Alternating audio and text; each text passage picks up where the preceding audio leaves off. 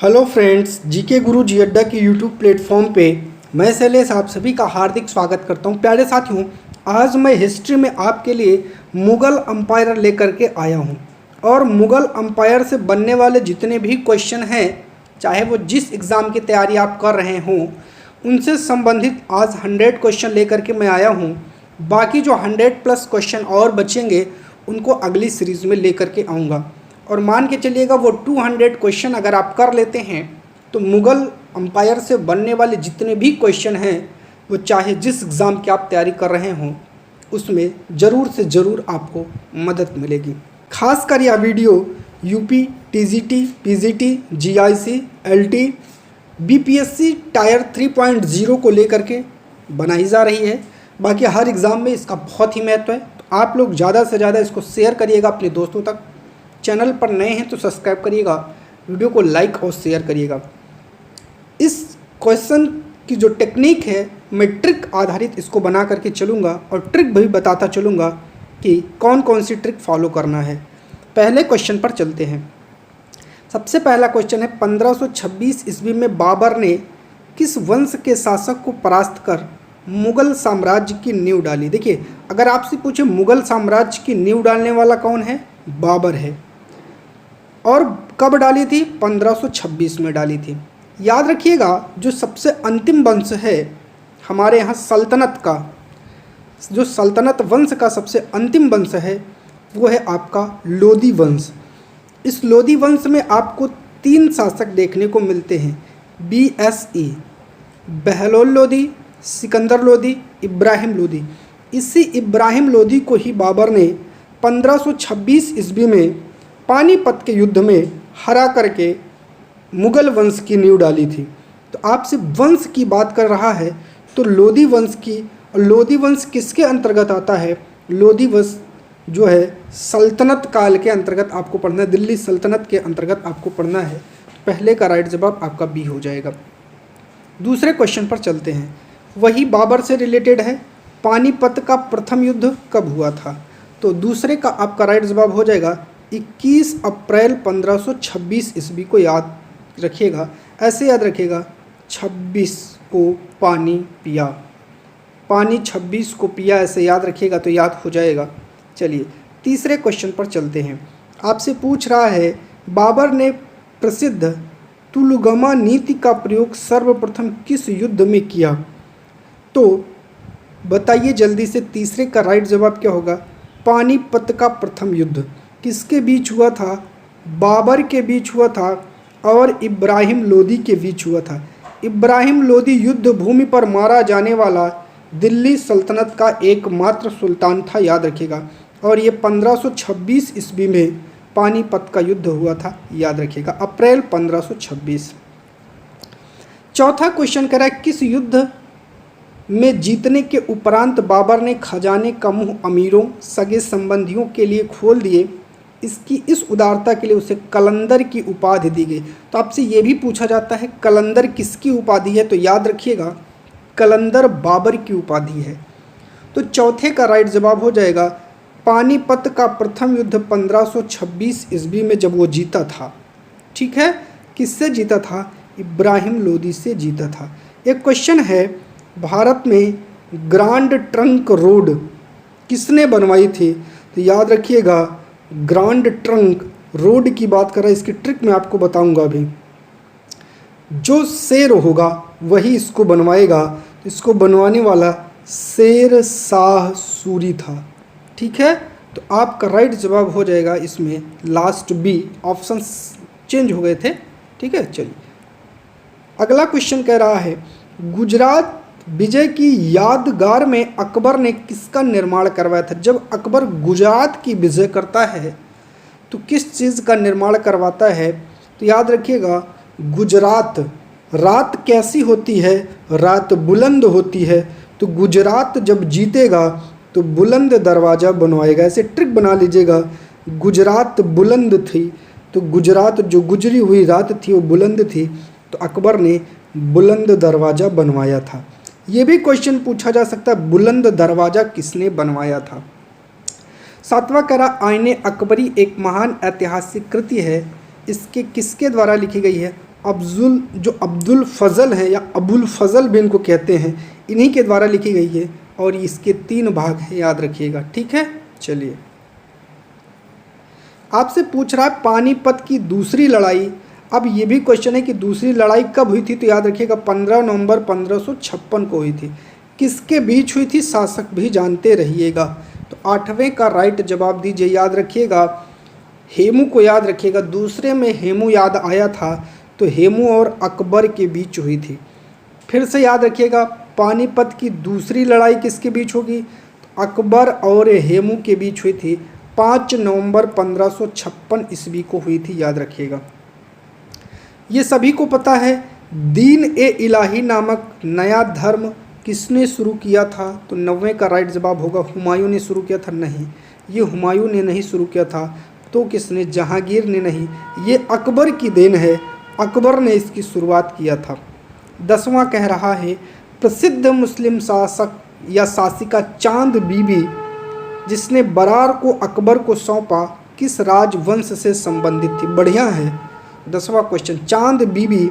देखिए चांद किसको पसंद आ सकता है, ऐसे याद रखिएगा। चांद की बीबी कौन हो सकती है इसमें से, बीजापुर नहीं, गोलकुंडा की नहीं, बरार की नहीं, अहमद की।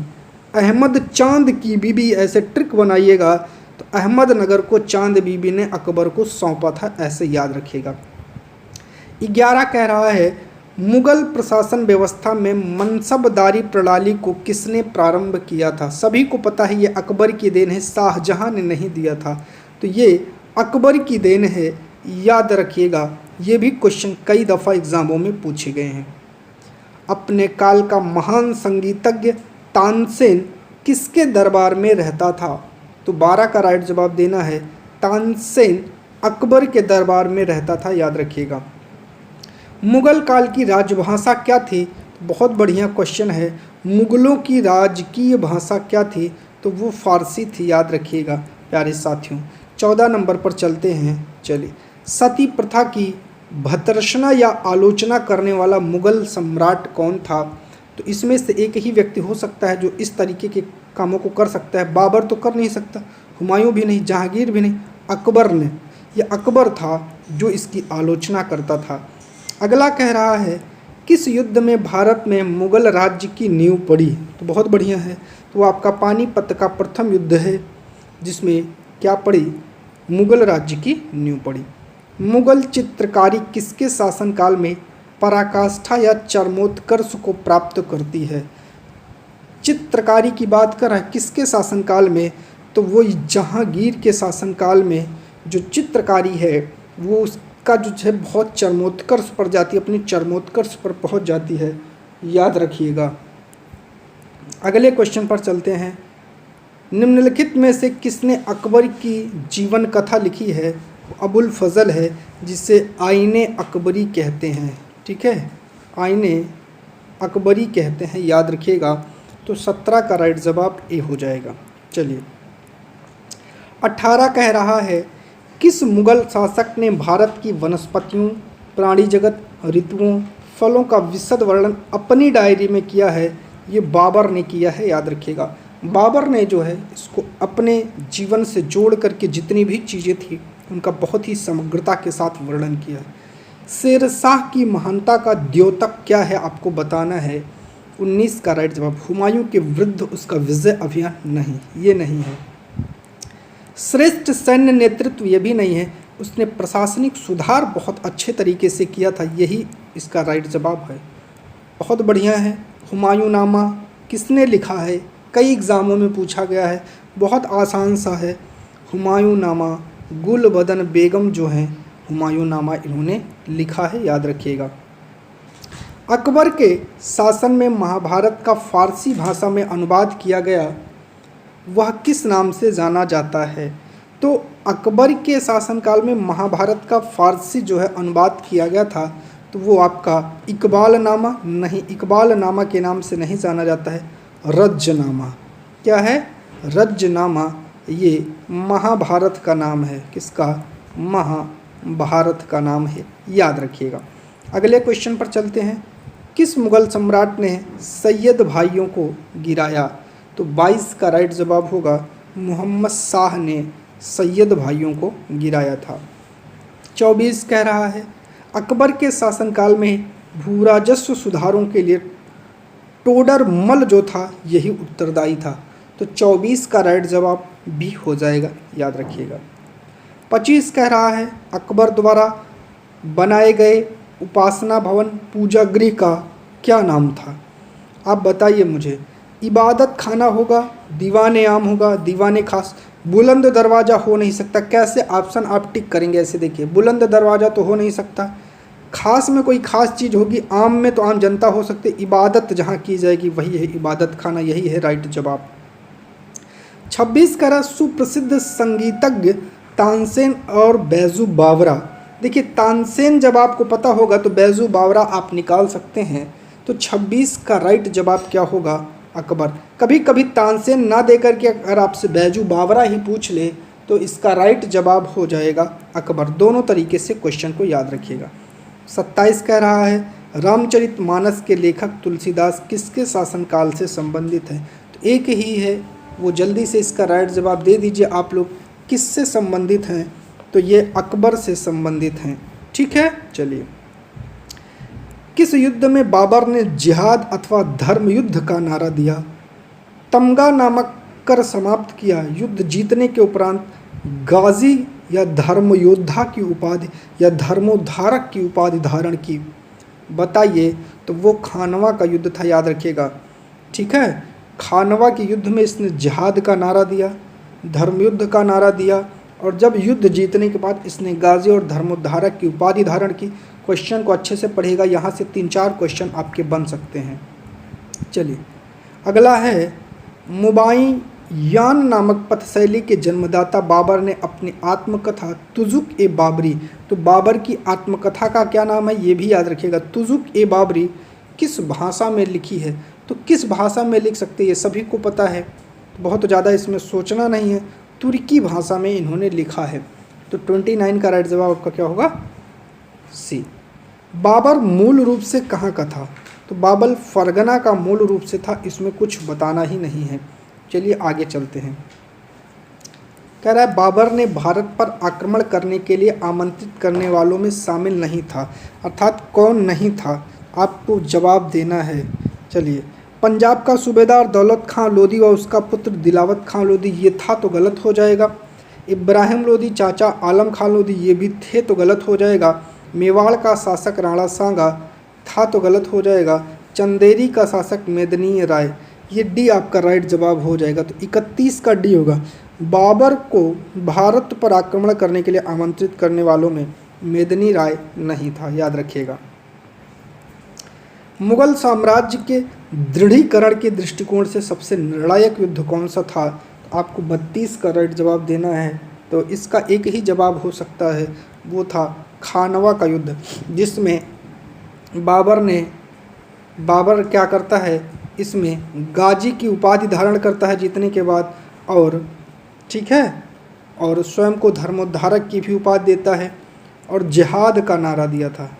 जिहाद का मतलब धर्मयुद्ध होता है, ये भी याद रखिएगा। सूची 1 और सूची 2 को मिलाना है।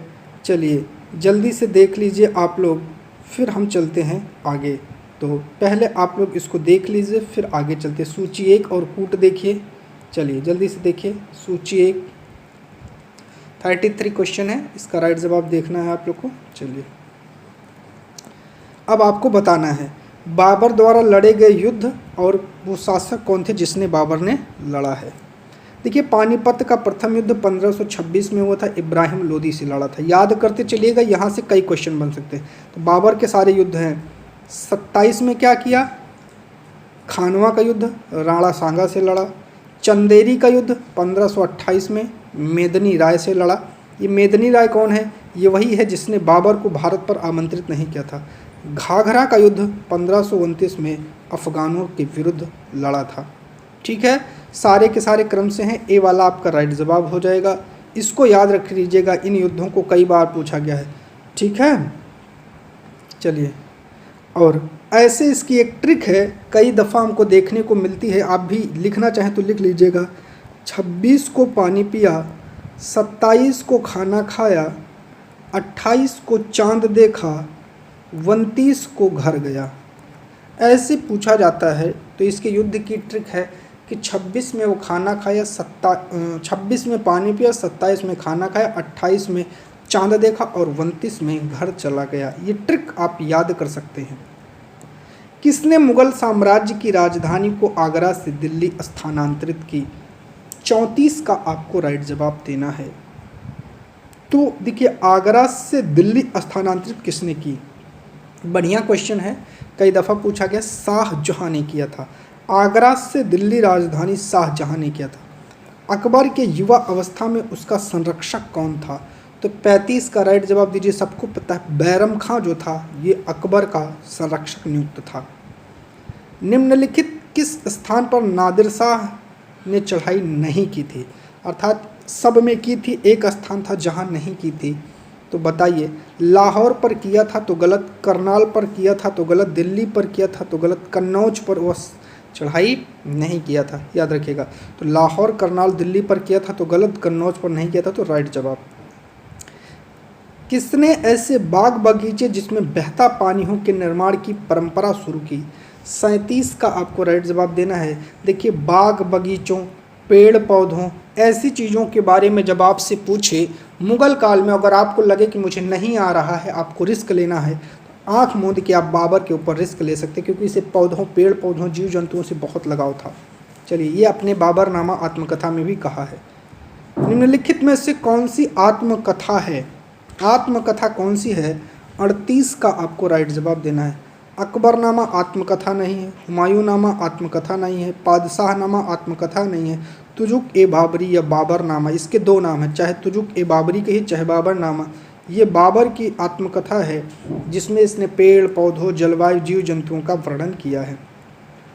देखिए, 39 फिर आपका कूट है। पहले आप इसको देखिए, फिर मैं आपको इसका आंसर बताता हूँ।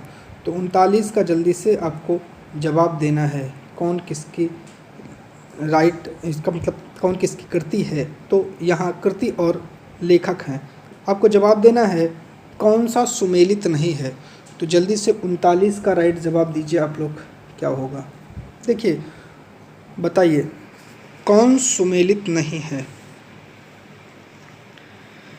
जल्दी से कमेंट करके बताइए। 39 का राइट जवाब क्या होगा, बताइए। 39, जल्दी से इसको बताइए। चलिए हम बताते हैं।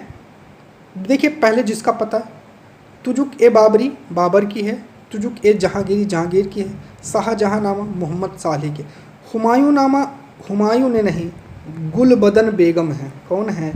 गुलबदन बेगम। ठीक है, याद रखिएगा। कई दफ़ा क्वेश्चन पूछा जा सकता है। 40 कह रहा राजा बीरबल की उपाधि किसे दी गई थी?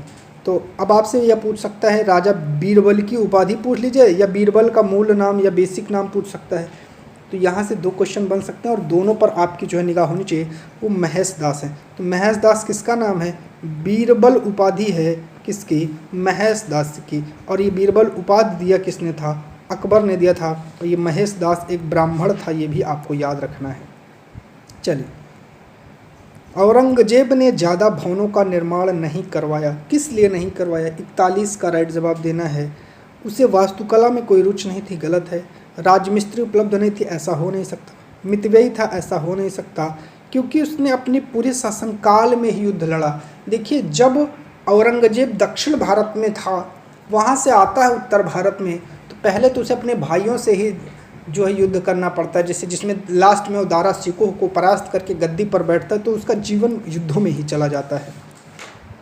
किस मुगल शासक का 2 बार राज्याभिषेक हुआ? ये बहुत बढ़िया क्वेश्चन है, कई दफ़ा पूछा गया है। तो आपको बताना है वो औरंगजेब था जिसका 2 बार राज्याभिषेक हुआ है, याद रखिएगा। ठीक है, चलिए ऐसे याद रखिएगा, जेब 2 होती है तो 2 बार जेब उसका। ग्रांड ट्रंक सड़क जोड़ती है, किसको जोड़ती है? चलिए, 43 का आपको राइट जवाब देना है। 43 का, तो ये कोलकाता से अमृतसर को जोड़ती है। ठीक है, चलिए। और शेर शाह सूरी भी याद रखिएगा, ठीक है, कई बार पूछा जाता है। शेर शाह सूरी शासक था। अगला क्वेश्चन पूछता है, वर्ष 1526 ईस्वी में लड़ी गई पानीपत की पहली लड़ाई में बाबर किसको पराजित किया था? इब्राहिम लोदी को। और ये भी याद रखिएगा, युद्ध भूमि में मारा जाने वाला एकमात्र दिल्ली सल्तनत का शासक है। चलिए, शेर शाह सूरी का मकबरा कहाँ स्थित है आपको बताना है। तो बहुत बढ़िया है। शेर कैसे होगा? शेर करेगा सा सा सा, तो ऐसे याद करिएगा और 45 का आपको राइट जवाब निकल के आ जाएगा। सासा राम, शेर सा। तो शेर और सा, सासा राम। 46, अकबर का राज्याभिषेक कहाँ हुआ था? बहुत आसान है, 46 का राइट जवाब दीजिए। अकबर का राज्याभिषेक काला नौर में हुआ था, याद रखिएगा। ठीक है, चलिए। गुरु अर्जुन देव किसके समकालीन थे? 47 का राइट जवाब देना है, जहांगीर के समकालीन थे। ठीक है, ऐसे याद रखिएगा, अर्जुन को जहां मिल गया, तो जहांगीर के ये समकालीन थे। किस राजपूत वंश ने अकबर के सामने समर्पण नहीं किया था? बढ़िया क्वेश्चन है। 48 का राइट जवाब दीजिए। वो था सिसोदिया वंश। इसने अकबर के सामने नहीं किया था, इसका मतलब परमार ने किया था, चौहान ने किया था और चंदेल ने किया था, याद रखिएगा। 49 कह रहा है कि किस मुगल शासक को आलमगीर कहा जाता है? बताइए, 49 का राइट जवाब दीजिए। आलमगीर कहा जाता है औरंगजेब को। शाहजहां लगा के मत चले आइएगा, गलत हो जाएगा। आलमगीर औरंगजेब को कहा जाता है, याद रखिएगा। चलिए, 50 कह रहा है कि सम्राट अकबर द्वारा किसको जरी कलम की उपाधि से अलंकृत किया गया था? तो 50 का राइट जवाब क्या होगा? मोहम्मद हुसैन। क्या हो जाएगा? मोहम्मद हुसैन इसका राइट जवाब हो जाएगा। 51 कह रहा है बाबर ने पहली बार पश्चिम से कहाँ होकर भारत में प्रवेश किया था? किस रास्ते से प्रवेश किया था? ये भी क्वेश्चन इंपॉर्टेंट है। पंजाब के रास्ते। ये है आपका मैप में यहाँ आपका पड़ता है पंजाब, यहाँ पड़ता है अफगान, तो बाबर पंजाब के रास्ते प्रवेश किया था, याद रखिएगा। हल्दी घाटी का युद्ध कब लड़ा गया? 52 का आपको राइट जवाब देना है, तो जल्दी से आपको 52 का राइट जवाब देना है। क्या होगा? 1576 में लड़ा गया था। ठीक है, चलिए अगले क्वेश्चन पर चलते हैं। फैज़ी किसके दरबार में रहा है? चलिए बताइए, 53 का जल्दी से आपको राइट जवाब देना है। बताइए, फैज़ी अकबर के दरबार में था। तो फैज़ी जो है किसके दरबार में था? अकबर के दरबार में था। किसके समय में मोहम्मद जायसी या मलिक मोहम्मद जायसी ने पद्मावत लिखी? 54 का राइट जवाब जल्दी से आपको देना है। वो था शेर शाह। किसके? शेर शाह के समय में मलिक मोहम्मद जायसी ने पद्मावत की रचना की थी। 55 पर चलते हैं। किसने चौसा की लड़ाई में हुमायूं को पराजित किया? तो चौसा की लड़ाई कब हुई थी? 1539 में। किसने पराजित किया था? 55 का आपको राइट जवाब देना है। जल्दी से कमेंट करके आप बताइए। शेर शाह, महाराणा प्रताप, शिवाजी, बताइए। तो शेर शाह ने हुमायूं को इसमें पराजित किया था। चलिए, 56, हुमायूं का मकबरा कहाँ है? कई बार पूछता है हुमायूं का मकबरा कहाँ है, तो 56 का जल्दी से आपको राइट जवाब देना है। देखिए, हुमायूं को दिल्ली बहुत प्यारी थी, तो दिल्ली में इसका मकबरा है, याद रखिएगा। किस मुग़ल शासक ने 2 बार शासन किया है? तो 57 का आपको राइट जवाब देना है। शाहजहां, हुमायूं, बाबर। हुमायूं ने किया है, ये 2 हिस्सों में शासन किया है, याद रखिएगा। पहले हिस्से में ये भाग जाता है, बीच के कुछ समय बाद ये दोबारा आता है और ये आगे चल कर के एक वक्तव्य आता है जहाँ ये सीढ़ियों से गिर करके इसकी मौत हो जाती है। तो इसको जो है याद रखिएगा। भारत में बीबी का मकबरा स्थित है। बीबी का मकबरा कहाँ है? 58 का राइट जवाब आपको देना है। औरंगाबाद में बीबी का मकबरा है, याद रखिएगा। 59 कह रहा फतेहपुर सीकरी स्थित लाल पत्थर से निर्मित शेख सलीम चिश्ती के मकबरे को किसने संगमरमर करवाया? पहले तो याद रखिएगा, जो शेख सलीम चिश्ती हैं इनका मकबरा कहाँ है? फतेहपुर सीकरी में है। ठीक है, पहले ये लाल पत्थर से निर्मित था, बाद में इसको संगमरमर करवाया गया। तो वो कौन सा शासक था पूछ रहे हैं जिसने इसको करवाया? तो वो आपका जहांगीर था। कौन था? जहांगीर ने करवाया था, याद रखिएगा।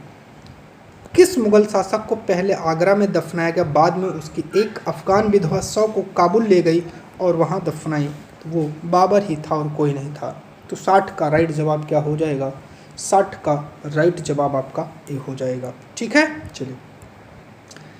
किस मुगल शासक को उपवनों उद्यानों में अत्यंत अभिरुचि थी? उपवनों का राजकुमार, मालियों का मुकुट। दोनों उपाधियां याद रखिएगा, कई दफ़ा पूछी जा गई हैं।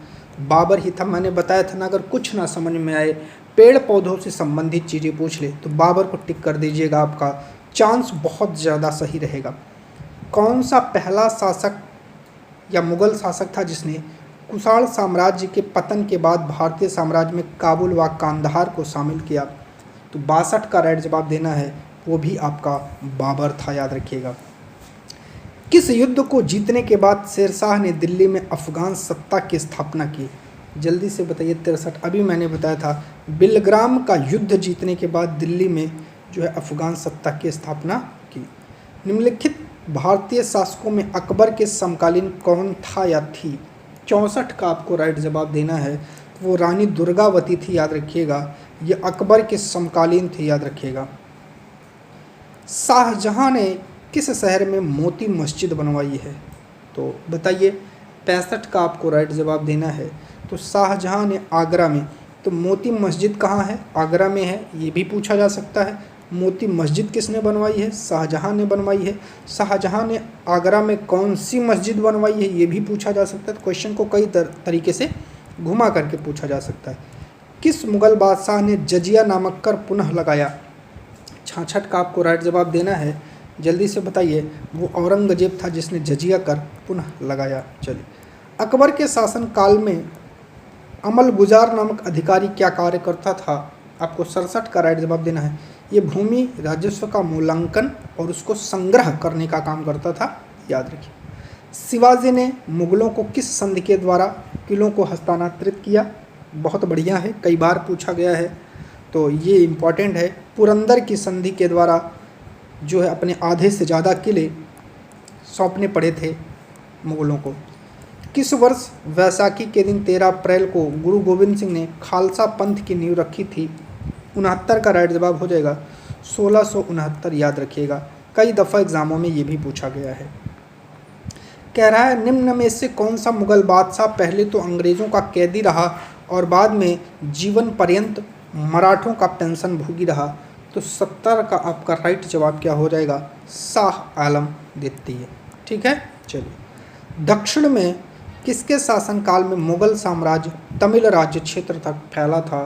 73 का आपको राइट जवाब देना है, क्या होगा? तो वो आपका शाहजहां होगा, याद रखिएगा। चलिए। मुगल सत्ता की पुनर्स्थापना हुमायूं ने कब की? तो ये जवाब देना है।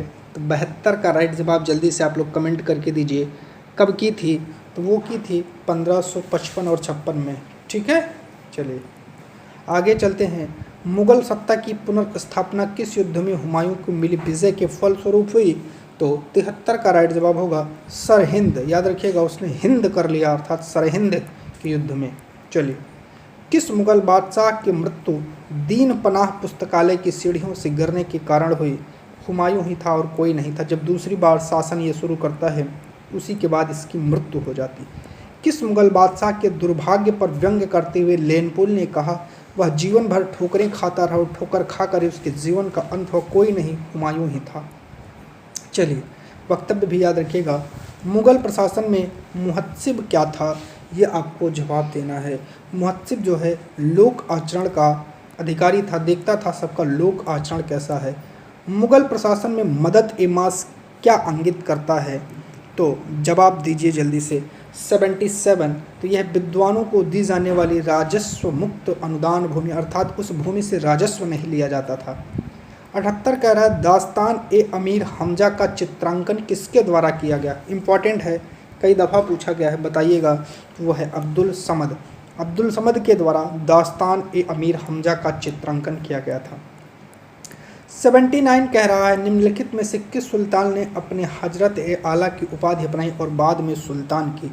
तो 79 का राइट जवाब क्या होगा, कमेंट करिए। तो वो होगा शेर शाह सूरी, याद रखिएगा। 80 कह रहा है किस मुगल बादशाह को वजीर गाजी गाजीउद्दीन ने दिल्ली में दाखिल नहीं होने दिया था। 80 का आपको जल्दी से राइट जवाब देना है। इसका राइट जवाब क्या होगा? तो वो होगा शाह आलम द्वितीय।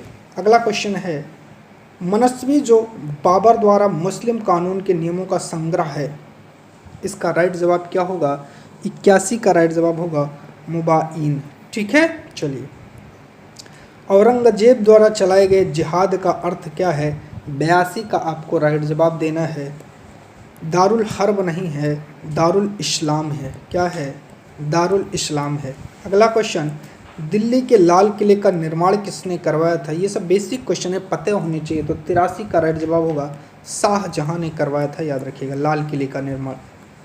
हुमायूं द्वारा लड़े गए 4 प्रमुख युद्धों का तिथि अनुसार सही क्रम अंकित करें, युद्ध स्थलों के नाम अंकित करें। तो आपको जो सही जवाब होगा वो बताना है 84 का। ठीक है, हुमायूं ने जो क्रम से युद्ध लड़े हैं, तो जवाब दीजिए 84 का। चौसा, दौरा, कन्नौज, बेलग्राम, सरहिंद, नहीं, ये वाला गलत है। तो सबसे पहले उसने दौरा, चौसा, कन्नौज या बेलग्राम और सरहिंद, बी वाला आपका राइट जवाब हो जाएगा। चलिए, निम्नलिखित में से किस इतिहासकार ने शाहजहां के शासनकाल को मुगल काल का स्वर्ण युग कहा है? तो 85 का राइट जवाब क्या होगा? वो होगा A.L. श्रीवास्तव ने कहा है, याद रखिएगा। पटना को प्रांतीय राजधानी किसने बनाया था? 86 का आपका राइट जवाब क्या होगा? तो शेर शाह ने बनाया था पटना को अपनी प्रांतीय राजधानी। मयूर सिंहासन तख्त ताउस पर बैठने वाला अंतिम मुगल बादशाह कौन था? जल्दी से बताइए। 87 का राइट जवाब क्या होगा? वो था मोहम्मद शाह रंगीला। ठीक है, चलिए, याद रखिएगा, रंगीला के बाद कोई मयूर नहीं बना। पानीपत के युद्ध में बाबर की जीत का मुख्य कारण क्या था? 88 का आपको राइट जवाब देना है। उसकी घुड़सवार सेना नहीं थी, उसकी सैन्य कुशलता। ठीक है, जो उसकी सैन्य कुशलता थी उसी के बल पर उसने जीता था। जब्ती प्रणाली किसकी उपज थी? 89 का आपको राइट जवाब देना है। वो थी शेर शाह के मस्तिष्क की उपज थी।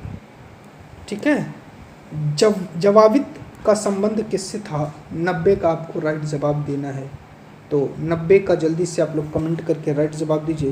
वो किससे था? राज्य कानून से था, याद रखिएगा। 91 कह रहा है, ईरान के शाह और मुगल शासकों के बीच झगड़े की जड़ क्या थी? 91 का राइट जवाब होगा कंधार का क्षेत्र जो है यही जड़ थी। मुमताज महल का असली नाम था मेहरुन्निसा, याद रखिएगा, कई बार पूछा गया है। लाडली बेगम, अर्जुन दमानो बेगम या चौथा ऑप्शन रोशन आरा, बताइए क्या था? मेहरुन्निसा, लाडली बेगम। याद रखिएगा, ये मुमताज महल का असली नाम अर्जुन मंद बानो बेगम, कई दफ़ा पूछा गया है, बहुत इंपॉर्टेंट क्वेश्चन है ये, काफ़ी कन्फ्यूज़न होती है, याद रखिएगा। 93 पर चलते हैं। किस मुग़ल बादशाह को जिंदा पीर कहा जाता है? तो सभी को पता है ये औरंगजेब को कहा जाता है, इसे जिंदा पीर की उपाधि मिली है, याद रखिएगा। 94 कह रहा, अकबर द्वारा बनाई गई कौन सी इमारत का नक्शा बौद्ध विहार की तरह है? तो इसका राइट जवाब होगा पंचमहल। आपसे पूछ सकता है ऑप्शन दे करके, बौद्ध विहार की शक्ल की तरह कौन सा है? तो पंचमहल है, याद रखिएगा। अंतिम मुग़ल बादशाह बहादुर शाह जफर था, उनके पिता का नाम क्या था? 95 का राइट जवाब दीजिए। 95 का राइट जवाब हो जाएगा अकबर शाह द्वितीय था। ठीक है, अकबर ने सर्वप्रथम वैवाहिक संबंध राजपूतों के जिस घर से स्थापित किया वह कौन सा था? तो 96 का आपका राइट जवाब क्या होगा? जल्दी से बताइए। वो कछवाह राजा थे। ठीक है, कछवाहों के यहाँ से इन्होंने अपने विवाह की परंपरा शुरू की थी, राजकुमार मतलब क्षत्रियों के यहाँ। औरंगजेब ने दक्षिण में जिन 2 राज्यों को विजिट किया था वे कौन से थे? तो बहुत ही आसान है, 97 का आप बहुत आसानी से राइट जवाब दे सकते हैं, बीजापुर और गोलकुंडा। 97 का राइट जवाब क्या हो जाएगा? बीजापुर और गोलकुंडा। चलते हैं 98 पर। कह रहा है, निम्नलिखित मुग़ल बादशाहों में किसने अपनी आत्मकथा फारसी में लिखी है? जहांगीर हैं, जहांगीर की आत्मकथा फारसी में है, याद रखिएगा। मुग़लों ने नवरोज या नैरोज़ का त्यौहार कहाँ से लिया है? ये तो सभी को पता होगा। 99 का राइट जवाब क्या होगा?